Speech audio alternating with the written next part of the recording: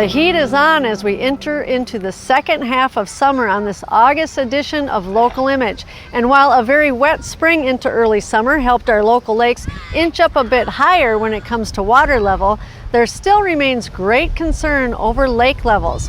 A recent campaign known as Save Our Lake seeks help from local residents and businesses in doing what they can to help save White Bear Lake. And joining me now to tell us more about the campaign is Scott Mueller, chair of the White Bear Lake Area Chamber of Commerce.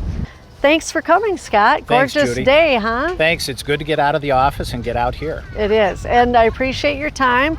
But let's get right to it. This lake is in trouble. I mean, people have been hearing about that all over in the local papers and on the news. So what is this campaign aiming to do? Well, going back, just getting a little history Sure. there, this lake has depleted, gone down by 7 feet. 7 feet is 14 inches above my head. So it gives you the idea of the amount of water volume that's been lost here.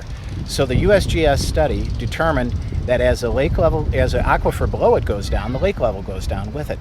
I was on the Lake Level Resolution Committee to try and distill all the options down to 6. All of them require lots of money, lots of time, lots of infrastructure, except for one, which is conservation. Okay. And so we thought that that's a perfect place for the Chamber of Commerce to lead with the area businesses here. Okay, and so how have you been approaching that campaign then? How are you getting the word out and what are you telling people? We have over 300 members and we communicate with our members very often, and we started communicating with them a couple of months ago about the possibility of participating in this conservation program. Then a month ago it got really serious and we had 31 businesses sign up in an event that we did at Bel Air Beach. Wow. And so there was a lot of interest for that. Since then, we've had several more businesses sign up, and a lot of residents want to be part of this as well. And so what are some of the things that have been discussed at these meetings? What are you telling people and what are you hearing from them? Well, it certainly is a conversation that's been taking place in people's homes for the last 2 years, Yeah. and for the next several years. It has developed from what people thought was just a homeowner issue around the lake, and now it is a regional issue, and I think Okay. people really understand that. That's probably the biggest thing. And the second thing is, the conservation effort is important, but a lot of people think, gee, it's just a drop in a bucket. Right. What will my efforts do? But if a lot of us band... But first, congratulations on the success of your book and your cable access show. Both Breaking My Silence is in the title of both of those. And we've got a lot to cover, but as you were just alluding to, you just got back from Reno, Nevada. Some exciting things are happening based on some of your life history, which we're going to get into. So tell us about why you were in Reno for this play. Okay, well, I was called upon by a man that I knew nothing about 2 years ago. And he said, oh, I just would love to talk to you about your Las Vegas experiences. And I said, well, I lived there 13 years, and he knew I was in the life of prostitution for those years. I was in Vegas as a young girl from 17 till I was, my late 20s, early 30s. So he said, well, he wants to do a movie about the prostitution of Nevada. And he said, I would be a key character for the his movie. Well, I kind of blew him off because, I hear that so many people want to always, they do, want to write my life story. It's very interesting, yeah. So it's kind of different.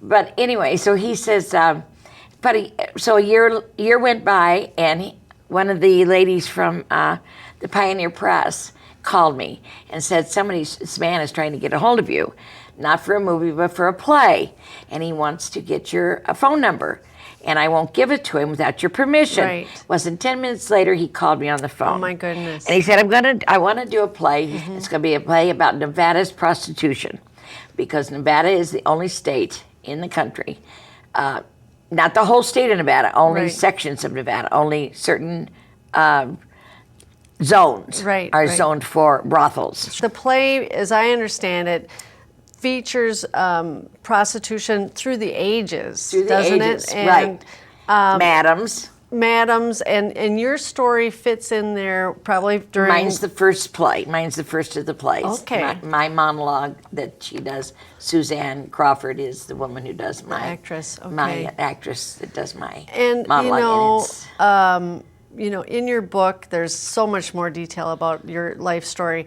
But one thing that I know you've said all along is you don't want to glamorize your own history because you were hanging out. I mean, Frank Sinatra was you were his go-to gal. Yeah, well, yeah, you were very exactly. close to him. Yes. Which is very glamorous for people on the outside. But those were some of your darkest years. The time that I was with Frank was always fun. Right. And of course there was wild, crazy things that went on too.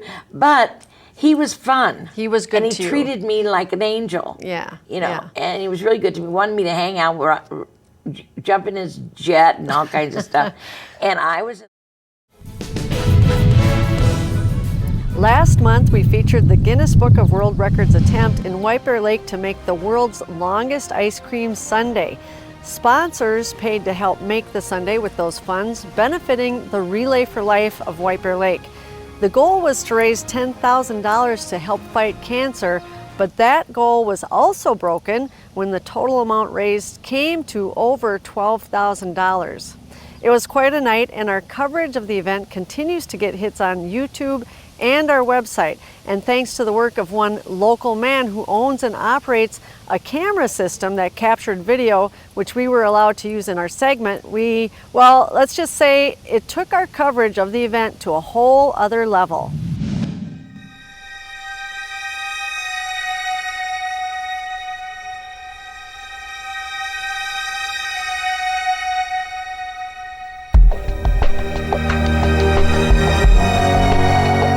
The director, we provide unlimited creativity. So if they want a shot that normally couldn't be achieved with a ground-based equipment or a traditional helicopter or airplane, we can fulfill that need. It's like a helicopter, and I control it with a controller, and I have a monitor to see what the camera sees. So when I'm flying, I'm really in the aircraft. I feel like I'm flying it from being in the cockpit. That's how I operate the vehicle.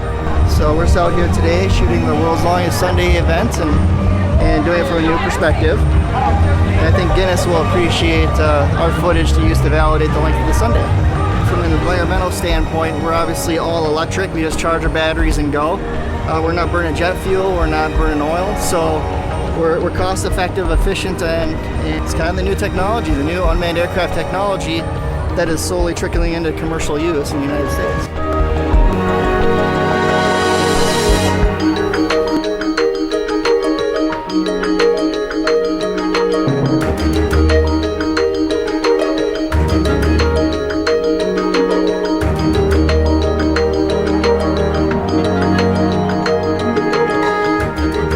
I'd really like to get my hands on one of those units. Very cool indeed. Use of the footage really lent to making for a cool coverage of the Ice Cream Sundae event. We loved watching it, and so we thought we'd share it again in the close of our show today. Until next month, I'm Judy Skyvoss, and I do thank you for watching Local Image.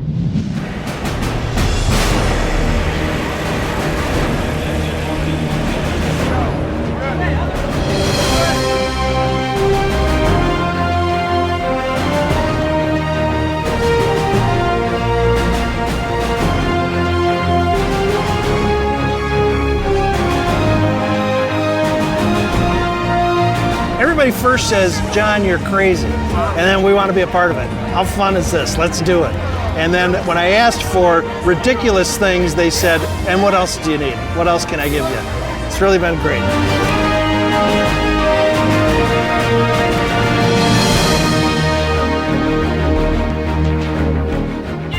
Today is the day that we are going to break the world's record for the largest ice cream cone. Sunday! Yeah! Isn't it supposed to be in like the book of world records or whatever? This is so huge, you wouldn't believe it. It's 3 football fields long. That's really long. Yeah! No, I'll tell you, this is great. It's a wonder, as far as you can see our people. So I'm looking at almost a half a mile here. What am I looking forward to most? Eating the ice cream when it's done. I'm excited to eat the sundae. Me too. We have toppings, chocolate, Crushed strawberries, caramel, cherries, whipped cream. and we have sprinkles. Well, we're going to get in the Guinness Book of World Records, and to do that, the ice cream